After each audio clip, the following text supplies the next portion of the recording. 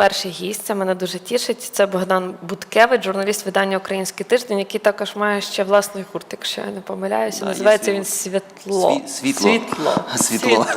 Він через дві Так тільки москалі кажуть, пані Настя, світло. Він через дві і англійських написаний, тому я так прочитала, перепрошую. І ви кудись навіть їдете в тур. Ну, я так почну зранку, може, не з політичної теми, а з якоїсь позитивнішої. Ну, тур не тур, просто буде у нас концерт. Є таке дуже гарне місце в Україні, називається «Еко-мистецький хутор Обирок». У вас тут був в гостях Леонід Кантер, нещодавно, який є засновником цієї дуже цікавої ініціативи. От, власне кажучи, в цьому хуторі Обирок проходить кожного фестиваль «Хліб». От, відповідно, ми там будемо грати. Взагалі запрошую всіх, там дуже круто, тому що насправді, мені здається, зараз для дуже багатьох людей дуже актуально хоча б на пару днів відключитися від цього того просто потоку інформаційного шуму, який зараз лється на людей. Якраз, мені здається, поїхати власними руками посіяти хліб – це дуже круто. Так що приїжджайте на Обирок. І ви такий анонс записали з хлібом, таким звичайним не золотим батоном, тобто з батоном, але не золотим. І золотий знайшли в Межигір'ї в Віктора Федоровича Януковича. Нагадаю, цей батон зник дивним чином.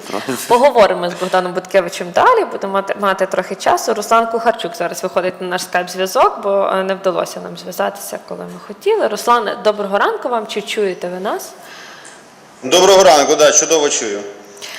Руслане, ми дуже раді вас бачити, що з вами все гаразд, тому що Слов'янськ зараз найнебезпечніше, мабуть, місце в країні. Скажіть, будь ласка, як вам вдалося звільнитись з полону, як вас взагалі звільнили? І чи бачили ви, чи знаєте про інших журналістів, які досі перебувають, взагалі поза межею досяжності будь-яких там ЗМІ, журналістів і навіть родичів, наприклад, Сергій Лефтер, який вже 16 квітня не виходить ні на який зв'язок? Да, ситуація в Слов'янську дійсно надзвичайно складною є, в тому числі одна з причин, бо там не працюють українські медіа, точніше їх дуже мало, бо для них небезпечно там знаходитися. Майже всі журналісти, яких я бачив на центральній площі міста, це або російські журналісти, або західні іноземні. Якщо людина будь-яка представляється журналістом українським з Києва, це майже гарантовує затримання і потім невідому долю. Тобто ставлення до всіх журналістів, які приїхали з Києва, таке, як до людей, які нібито, на їхнє глибоке переконання, привели до влади київську хунту, як вони це називають. Тому, відповідно, така реакція на будь-яких представників преси з Києва. Що стосується того, що трапилося зі мною, я в неділю ввечері вийшов на центральну площу Леніна для того, щоб просто зняти і зафіксувати, що там відбувалося. Це якраз приїхала колона автомобілів з георгіївськими прапорами. І я одну з машин знімав, і відразу до мене підійшли хлопці з автоматом і пов'язали. Це відбувається в центрі міста, навколо повно людей, їдять морозиво, гуляють з дітьми. Люди з автоматами затримують, кого вважають за потрібне, і ведуть, куди вважають за потрібне. Тобто це абсолютний стан військових воєнних дій, і містяни майже до цього звикли. А якщо на війні, то атмосфера страху, навіть панічного страху, в принципі, заважає їм якось діяти в цій ситуації. Скажіть, будь ласка, як нам вдалося звільнитися? Мене вже о 19-й годині мене привели до міського відділку міліції. Це відомо, але я просто нагадаю, що в Слов'янську є 3 основних бази, де базуються ці озброєні ополченці, бойовики. Це міський відділ міліції. Далі це приміщення Служби безпеки України і ще також міськвиконком, мерія міська. Тобто мене затримали біля мерії і повели в міський відділ міліції. Хочу сказати, що це дякувати Богу і пощастило, що мене повели саме туди. Бо в принципі за моєю статтею, тобто тих, хто знімає, схожий на журналіста або на людину, яка цікавиться усім, що відбувається, як правило, відразу доправляють до приміщення Служби безпеки України. І там все відбувається значно гірше. Але мене чомусь призвели до відділку міліції, і десь 4 години я там знаходився в камері ув'язненим був. Відразу відправляють в ті камери, які там, в принципі, і так знаходяться, звісно. Зі мною там було ще кілька людей, але там така дрібна хуліганщина. І десь протягом кількох годин за дверима я чув розмови, що приблизно так, що в цьому випадку мы тут, в этом случае тут нужно вести в СБУ, ми тут ці вопроси не рішимо. Тобто було абсолютне намагання все ж таки мене перекинути до будівлі СБУ, і лише дякувати Богу, що вдалося цього уникнути. Десь об 11:30 вечора, опівночі, в камеру увірвалося кілька людей з автоматами, і тут вже почалося основне дійство, так би мовити. І вони кинули на підлогу, носом в підлогу, руки на підлогу, автомат в спину, пакет на голову. Ну і після цього десь годину тривав такий допит, мене вивели у невідомому місці, у невідомому напрямку, десь на вулицю, як мені здається, з приміщення. Мені так здалося, там десь людей, мабуть, 5, з голосу, це так все ж таки старші вже люди, можливо, там більше 40 років вік. Вони допитували, били, наносили удари, мене не клали на підлогу, тобто ногами не лупцювали, але я сидів і постійно удари стимулюючи, так би мовити, отримував. І що робив, чому приїхав, кого знімав, що мене, чесно кажучи, дуже особливо занепокоїло, це така особлива ненависть до українського. Наприклад, дочепилися до того, чому в мене телефон меню україномовне меню на телефоні за замовчуванням встановлено. Тобто, перше, це претензії до того, що я взагалі приїхав в це місто. Прямим текстом кажуть, що тут війна, тут немає що робити людям з інших міст і тим більше щось фіксувати. Коли хвилин за 15-20 напруга трохи зменшилася, вони починають переконувати в свої позиції, що вони не сепаратисти, вони борються з київською хунтою. І, до речі, що я помітив, що слів як відділення, федералізація я не чув, в принципі, в її публічній репорті. Це постійне намагання захистити нібито російську мову і здолати київську хунту. І от вони щиро в це вірять і живуть в певному своєму світові і намагаються себе переконати і інших переконати, що увесь київський світ повстав проти них. Ну і десь годину все це тривало, постійні допити, удари, і десь за годину, ну і звісно, це постійні погрози, підрізати або підправити приміщення СБУ. Це, звісно, постійно відбувалося, пакет на голові в мене залишався, його не знімали. І десь після години таких допитів з фізичним сприянням, скажімо так, мене повернули знову в камеру, але це вже була камера одиночна, в трохи іншої. Там я знаходився до ранку, не дуже розуміючи, що далі буде відбуватися. І вже вранці до мене підійшли і назвали проповідником, можливо, тому що там деякі богословські навіть дискусії почалися в кінці допиту, можливо, навіть це трошки пом'якшило градус на відпустили, сказали піти геть. І, звісно, натякнули, що в місті йде війна, не натякнули, а сказали, тому тут взагалі краще не з'являтися. Повернули, щоправда, всі речі, телефон, фотоапарат і навіть гроші, як не дивно, повернули. Бо мені здається, що для них зараз принципово, щоб переконати, що зруйнувати таке уявлення, що нібито вони бандити, вони вважають, що це не так, тому всі гроші до останньої гривні повертають, все віддають і навіть так дещо показово. Це роблять принаймні в приміщенні міськвиконкому міліції, міськвідділу міліції. Всі свідчення кажуть, що якщо людина повертає в будівлю СБУ, там відбувається, звісно, все значно неочікуваніше. Руслане, скажіть, будь ласка, чи знаєте ви щось про долю інших затриманих журналістів там у Слов'янську, можливо, в будівлі СБУ, тому що доля їхня нас хвилює. Не знаємо взагалі, що з людьми зараз. Чи щось вам розповідали про це, чи ви щось чули? Я хочу сказати ось що.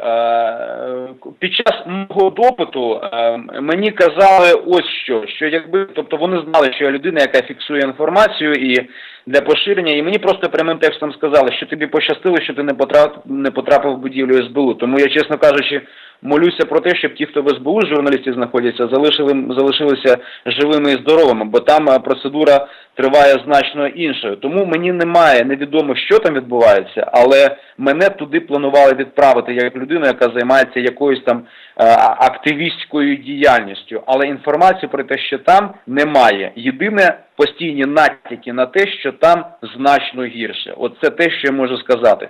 Поруч зі мною в камері була одна людина, яку просто затримали за те, що вона підійшла до блокпосту і суржиковою українською мовою запитала, як пройти кудись чи проїхати. І її затримали лише за те, що вона суржиковою українською мовою розмовляє, нібито, можливо, підозрюють у тому, що є інформатором правого сектору. Вони абсолютно всюди бачать правий сектор.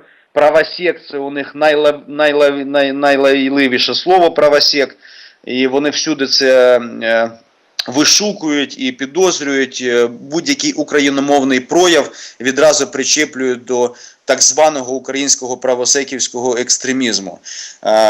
Ну, це те, що мені вдалося помітити, принаймні там, де я знаходився. Дуже вам дякую, Руслане. Дякуємо, що знайшли час поспілкуватися з нами. Це був Руслан Кухарчук, журналіст, якого в Слов'янську також захопили сепаратисти. Йому вдалося звільнитися із їхнього полону. І в нас у студії Богдан Буткевич, журналіст видання «Український тиждень».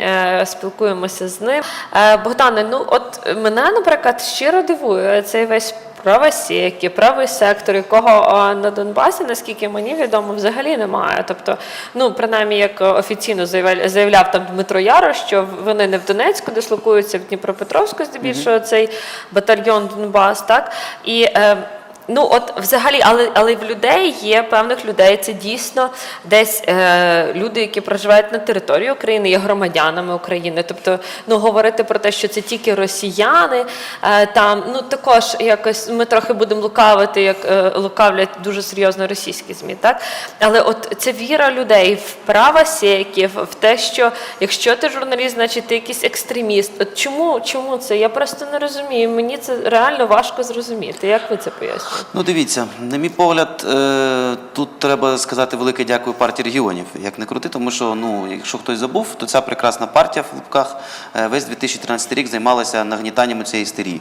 Причому вони це робили, зрозуміло, під вибори 2015 року, ну, але воно ж завжди так буває. Антифашистські мітинги в травні 13-го. І повірте, там градус був дуже великий, тим більше ви ж не забувайте, що останні 10 років на Донбасі нічого не змінювалося абсолютно. Тобто той момент, коли фактично Кучма переміг червоний пояс, да, комуністичний, віддав на поталу ці регіони там Ахметову, Єфремову і подібним людям, ці люди фактично всю цю істерію постійно зводили, і найгірше, що фактично за останні, от в чому я вважаю дуже велику проблему цього 13-го року, я поясню. В принципі, я ж туди їжджу вже років 6 на Донбас, побував в дуже багатьох містах. Розумієте, там от останні десь 2-3 роки був такий певний, я б сказав, поступ вперед. Тобто люди почали звільнятися від всіх цих ідіотських міфів і так далі. Але в 13-му році партія регіонів почала це знов товкмачувати і відсунула суспільство в 2002 десь рік. От за моїми особисто враженнями, що не менше. От. Що стосується правосеків, до речі, от ви сказали, що батальйон Донбас до правого сектору жодного стосунку немає, до речі. Вони там взагалі окрема структура, і наскільки я знаю, їм там допомагає Дніпропетровська влада. От, вони так, там, допомагає. да. Але... А до правого сектору вони точно жодного стосунку не мають. Розумієте, в чому питання? Ну, по-перше, партія регіонів, а друге, це зрозуміло російське телебачення. Як це не прикро, але розумієте, Донбас взагалі от регіон, де, ну як би пояснити, це ж не дарма, демографи називають це регіон чорним поясом України, розумієте? Відповідно, там така дуже негарна ситуація, що люди справді досі живуть, от знаєте, от для нас, для киян, може це вже трошки дико звучить, але там люди живуть телебаченням, розумієте? А телебачення, ну, по-перше, навіть згадайте телеканал «Інтер», який був там двомісячної давнини, там, чи скільки. От, я вже не кажу про російські канали, які, до речі, вони дивляться не так багато. Вони дивилися канал «Інтер», цього було достатньо. Цей канал «Інтер» їх у всьому переконав. Плюс третій варіант дуже важливий. Там є дуже серйозні, могутні сили серед місцевих партій регіонів, які досі дуже віддані Віктору Федоровичу Януковичу. Відповідно, цей градус істерії нагнітає. Тобто тут нічого такого, я не можу вам там дати якогось цікавої дуже формули.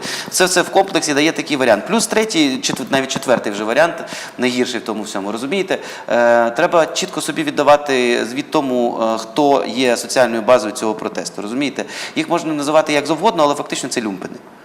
От чому проблема. Тобто і найбільша проблема цього конфлікту зараз в тому, що фактично Росія, ну взагалі Росія це гопники. Путін, як справжній гібіст, ставить на гопників. Це власне тому, чому партія регіонів почала свого часу робити тітушок чимось таким дуже цікавим, якимсь явищем, яке взагалі відрізняє їх від чогось іншого. Відповідно, питання в тому, що от як би пояснити, зараз вони зробили ставку на весь місцевий непотріб. Пробачте, будь ласка, за таке негарне слово, але це факт. Тобто це навіть не шахтарі, там, не робочі на заводах. Це просто люди, які, от, знаєте, марксистські як сказати, в марксизмі є таке гарне слово декласований елемент. Оце якраз декласовані елементи, класичні. Тобто це люди без роботи, це люди без перспектив, яких нічого нема, їм нема чого втрачати, як окрім своїх кайданів, та у них навіть кайданів нема, бо вони їх пропили. Пробачте, що я так жорстко кажу, але це факт. Богдане, але на Донбасі живе, 7 по-моєму, мільйонів людей приблизно. Да, 7 мільйонів людей. Про 3,2 заявляли прихильники сепаратистів, що треба надрукувати стільки начебто бюлетенів, і вони там друкують їх. Так, тобто це якесь населення, яке може голосувати там, від 3 до 7, скажімо так. Якось важко собі уявити, що це все декласовані елементи, правда? Мені знову ж таки дуже дивно, що на ці мітинги, вчорашні був великий, але виходять здебільшого це ультрас, так, які є фанати Шахтаря, які там зараз об'єдналися, не воюють, наприклад, з іншими, там, з Динамо. У нас ніхто зараз ні з ким не воює. Так, ніхто зараз ні з ким не воює, оголосили перемир'я, і всі, в принципі, хочуть там зберегти Україну, фанати, а решту людей. Дивіться, питання... Є ж середній клас якийсь. Якраз ви дуже правильне питання підняли. Взагалі, фактично, основою проукраїнської не те, щоб меншості, проукраїнської там чверті населення, я би так сказав, на Донбасі, це якраз є середній клас. От якраз середній клас. Тобто на ці мітинги, до речі, там ультрас Шахтаря, це, звичайно, дуже гарно звучить, насправді це буквально там пару сотень людей. Тобто, на жаль, як це не прикро, це не показник. Насправді туди ходять креативний клас весь повністю, ходять туди там викладачі, там лікарі нормальні, там вчителі. Тобто, от класичний такий середній клас. Тобто, я от, чесно скажу, що зараз цей конфлікт, який на Донбасі, він мені дуже нагадує якісь, знаєте, громадянську війну 17-20 років. Тому що фактично ми маємо класичний конфлікт люмпену проти буржуазії, як це не прикро. Звучить, може там це, але так воно є, розумієте? Там справді є певна буржуазія, да, там, чи як хочете її назвіть, яка фактично є не те, щоб вона там сильно проукраїнська в плані ментальності, але у них просто, як би пояснити, Показуємо вчорашній це просто, до речі, там пару слів потім про це скажу, там дещо друзі розповіли. Так от, питання в тому, що просто вони мають чітке розуміння, знаєте, тут скільки я там спілкувався з подібними людьми, чому вони за Україну? Не тому, що вони там дуже люблять, там, може, там, Україну, як там в серці, вони невеликі патріоти, але, знаєте, в них якесь глибинне відчуття, що вони розуміють, що ті, хто зараз бігає з російськими прапорами, це ті, хто прийде в них забирати машину, квартиру, як тільки в них буде можливість. Бо, розумієте, питання не в тому, що там є декілька людей, як от колега розповідав, до того, які там, що зараз його там повернули йому гроші, фотоапарат і так далі. Але насправді, пробачте, це гопники найбільше. Це люди, які реально, їм пофіг Росія, абсолютно. Їм просто хочеться, вони перший раз в житті відчули владу плюс безконтрольність. І вони цим користуються. Знаєте, це дуже нагадує більшовиків. От що мене більш за все в цій ситуації дратує. Це реально більшовики, в самому огидному прояві. І тому, відповідно, найбільша проблема, яку я бачу зараз з боку України, там зараз кажуть, там зливають Донбас, я зараз це не буду цього стосуватися. Але хочеться сказати, от що, у нас абсолютно нема розуміння в Києві у нашої цієї прекрасної влади, то, як треба працювати з цими людьми. Зараз цей середній клас треба любіть, холіть, лілеять, давати їм зброю, я не знаю, давати їм можливість якось виживати, підтримувати їх якомога більше, тому що середній клас насправді набагато більш важливий, ніж ці люмпіни, тому що кожен представник середнього класу має, по-перше, більше коштів, більше мозку, більше креативу. Роботу, можливо, навіть якихось людей немає на роботу. Якийсь соціальний капітал і так далі, бо, вибачте, один люмпін з флагом «Росія», він вартий тільки одного себе і більше нікого. А людина, яка, наприклад, там вчитель, він може там поговорити з десятком таких людей. Але наша влада цього не розуміє, вона взагалі 20 років не робила жодного взагалі кроку, щоб взагалі розуміти, що таке українські національні інтереси. І зараз про це дуже важко, звичайно, говорити. Але я просто про це постійно наголошую, і мені здається, це дуже важливим, щоб люди зрозуміли. Питання не стільки в Росії, скільки в тому, що ці люди, які зараз там ходять з прапорами Росії, більшість з них, 90%, це реально люди люмпенізовані. І от ви спитали, як так може бути? Так може бути тому, що Донбас взагалі регіон, який, це не просто депресивний регіон, розумієте? Там настільки великий комплекс таких грона проблем, і головніше, наприклад, тому, що там просто дика кількість абсолютно непотрібних людей в економіці, в першу чергу. Тобто їм неможливо дати роботу. Бо ця вся економічна структура, яка там побудована, вона настільки неефективна, це просто важко уявити, повірте мені. Коли ти починаєш спілкуватися там з людьми, реально з керівниками Метінвесту там і так далі, тобто не на камеру, вони дуже багато чого цікаво про це розповідають. І фактично можна, повірте, я абсолютно свідомо про це говорю. От якщо брати навіть чисто Донецьку область, там приблизно 4 мільйони населення. Щонайменше 1,5 мільйона там просто зайвих людей. їм не буде роботи ніколи. От чому питання. І всім треба затямити одну дуже велику проблему, що навіть якщо зараз це якось там потихеньку вляжеться, от ці 1,5 мільйона людей, вони все одно залишаться. І що з ними робити, це дуже велике питання. Тому що це люди, які не просто, от навіть якщо їм дати можливість щось робити, вони цього не хочуть робити. І не вміють. Розумієте, от якщо подивитись географічно, от звідки більшість тих людей, які там, скажімо, це все роблять, ну якщо не казати там про якісь місцеві бандитські угрупування, в тому ж Славянську чи там Краматорську, більшість цих людей, вони з депресивних міст Донбасу, тобто, от, наприклад, та всякі там Торези, Сніжне і так далі. Тобто це міста, які просто вже пройшли точку неповернення. З ними нічого не зробиш, от нічого, розумієте? Там навіть якщо побудувати завод Apple, Apple краще завезе нових працівників, ніж буде брати місцевих. Це дуже жорстоко, але це правда. Якщо ми хочемо Донбас якось розуміти, то це так треба розуміти. Окей. Знову ж таки, є оця дискусія, яка триває щодо того, а чи потрібно взагалі розуміти Донбас. От я, наприклад, з Західної України, так, з Франківська, і не я особисто, але багато там моїх якихось рідних, знайомих, взагалі на Заході йде така мова, а наша взагалі от нам цей Донбас. Ну, будьмо чесними, такі розмови ведуться. Так, тобто ви говорите про такі депресивні регіони, ми про не говоримо. Ми говоримо, є люди, які, наприклад, записуються там в воєнкомати, хочуть йти воювати десь, але потім кажуть, стоп, я поїду в Слов'янськ, мене ж українець і застрелить в спину. Ну, тобто, це ж історія, яка може бути реальністю. Ми ж бачимо, що журналістів, яких там захоплюють, тримають в полоні, та СБУшникам, яким там очі викорюють, це ж, і це і українці роблять. Ні, дивіться, як би пояснити. По-перше, щодо те, що казав пан Кухарчук з приводу, дивіться, треба не те, щоб чітко сепарувати. Чому вони всі лякають СБУ? Тому що в СБУ сидять російські диверсанти. Це однозначно. Вибачте, мене не цікавить, хто там що каже, хто там що бачив. Я це знаю чітко, не можу відкривати джерела, але знаю, що там сидять російські диверсанти. От конкретно про ті, ким зараз лякають, там вони сидять саме в СБУ. І питання в тому, що якби не було цих російських диверсантів, цей рух загнеться за 72 години. От чому питання. Тепер з приводу розуміти Донбас. Давайте, чесно скажу, мене дико дратує в українцях оця якась абсолютно ідіотська наївність. Люди таке враження, що не розуміють, за якими принципами живе світ. А світ живе, знаєте, мені здається, дуже класно про це сказали англійці, знаєте, що в країні нема ворогів, нема друзів, є вічні інтереси, або там у її величності є тільки два союзники – армія і флот. Так от я про що хочу сказати. Нам не треба розуміти Донбас, нам треба розуміти взагалі український національний інтерес. А Донбас треба просто використати як ресурс, який треба використати, і зрозуміти його треба не для того, щоб там когось погладити по голівці і сказати, ой, піднесенькі, давайте ми вам російську мову дамо. Не потрібно там просто, як би пояснити, Донбас – це наш ресурс. І тільки проблема України, що ми не вміємо цим ресурсом користуватися і віддаємо цей ресурс на поталу такої, знаєте, купки жадібних уродів, вихідців з партійної номенклатури, яка поєдналася з місцевими кримінальними кланами, яким просто вигідніше приєднатися до такої самої великої структури в Росії, ніж будувати щось інше. Відповідно, з приводу розуміння Донбасу. Мені здається, що в мене немає зрозуміння жодного рецепту, що тут можна зробити швидко, але найголовніше, що треба зробити в даний момент, як це там жорстоко не прозвучить, є певна категорія людей, яких треба просто вбити. На жаль.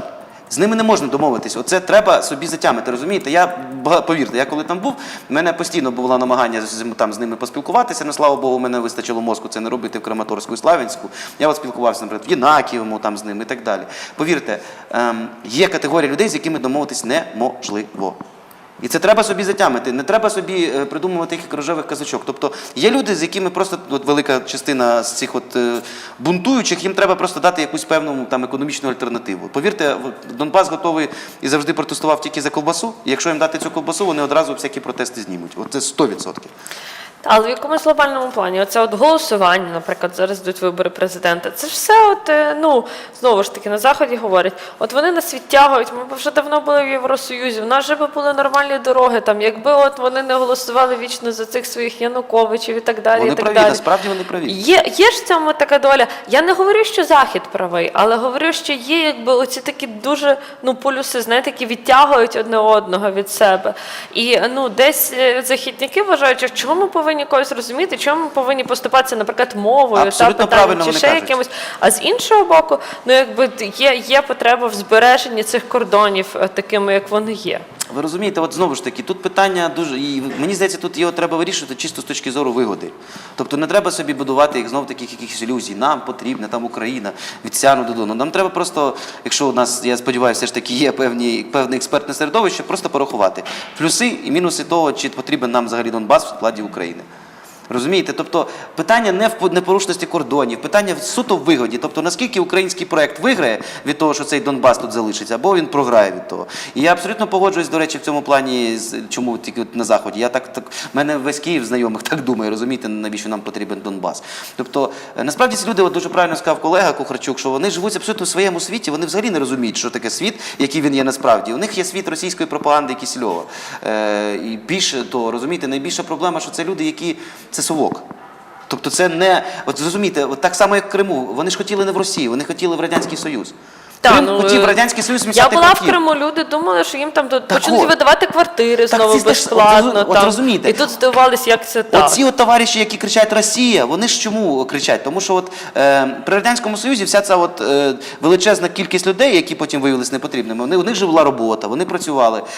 І яким чином їх агітували в 91-му році голосувати за Україну? Їм казали, що от зараз ви отримуєте там 200 рублів, але ж там сидять наглі москалі, які вас об'їдають. Так давайте от ми від них від'єднаємося, і у вас буде 300 рублів зарплата.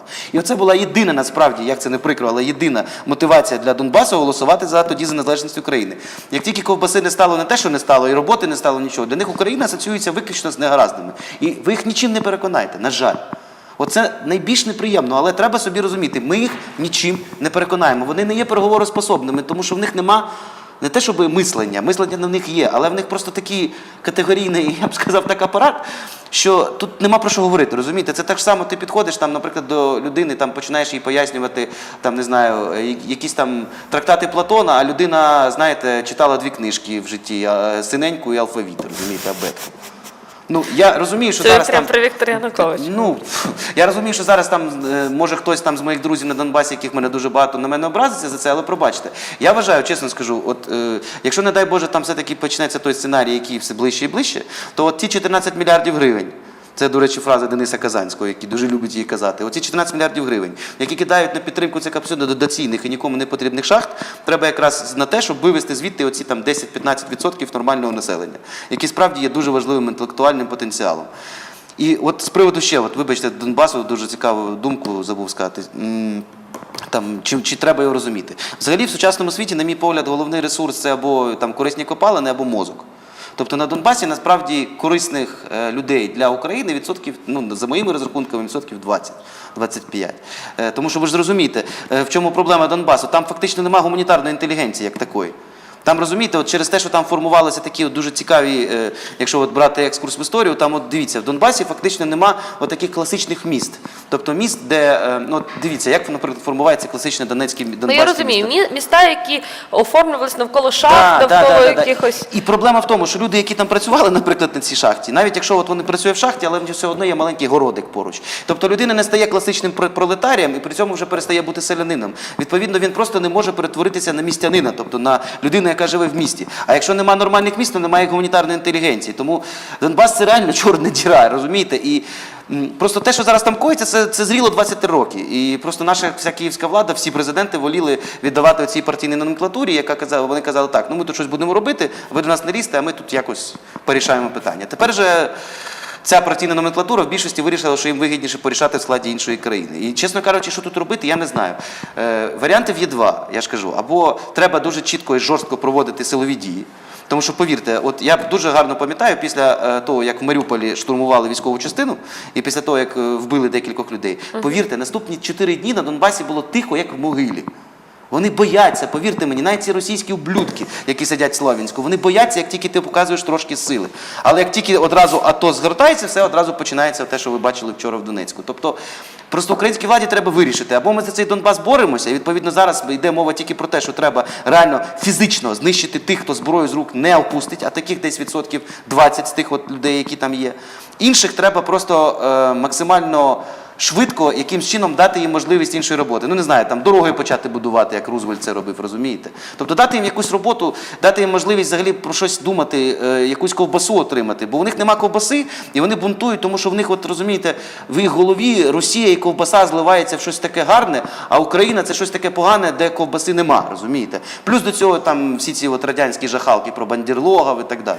І от такі, Тепер нова жахала, правосєки. ну, правосеки там і так далі. Тобто такий гримучий коктейль. І я ж кажу, питання в тому, що ці проблеми наростали 20 років, а тепер фактично за місяць треба їх вирішити. І коли там ще при Ющенку багато хто там волав, хлопці, треба це робити. Всі казали, та, що це Донбас? Ну от тепер Донбас показує себе у повній красі. І останній ще дуже важливий момент. Там є найбільша категорія людей, це мовчазні обивателі, які просто звикли сидіти вдома. Як Руслан розповідає, люди їдять морозиво, а при цьому захоплюють якусь людину сепаратисти. Ну, ця картина мені, наприклад, на голову взагалі не налазить, практично це жахливо насправді.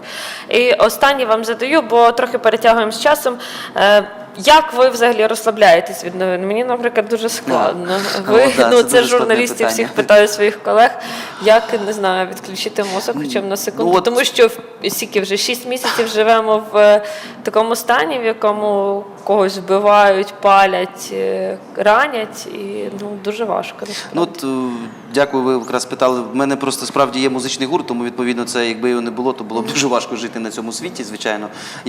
Тільки музика мені допомагає, мені особисто, і взагалі всім раджу саме музикою займатися не в плані, там, може, особисто, там, ну, хоча б слухайте, я не знаю, відволікайтесь, бо це дуже важливо. Але з іншого боку, мені здається, що зараз є момент істини, і може це і гарно, те, що зараз всі ці проходимо цей період, бо 20 років українці існували в якомусь видуманому світі, де думали, що типу, для них все хорошо, і всі проблеми їх не стосуються. А тепер всім дуже жорстко показали, хлопці, ви такі ж самі, як інші. Якщо ви не подумаєте про себе, то за вас подумають інші. Так подумають, що мало не покажеться. І я просто хочу, дякую, що ви запросили, хочу звернутися до всіх, що хто там, я думаю, що ті, хто дивиться громадське, це вже не актуально для цих людей, і думаю, всі прекрасно все розуміють, але, все ж таки, навчіться думати за себе самі, бо от найбільша проблема українців в те, що ми завжди думали, що ми тут собі будемо щось робити, а там за нас больші дяді щось вирішать. Не вирішать. Ми для всіх є ресурс. У нас немає друзів, я повторюся, у нас немає ворогів, у нас є тільки наш український національний інтерес. Поки ми цього не зрозуміємо, у нас буде все, що завгодно. Як це не прикро. Добре, дуже дякуємо вам. У нас Вам був дякую. Богдан Буткевич, журналіст Українського тижня.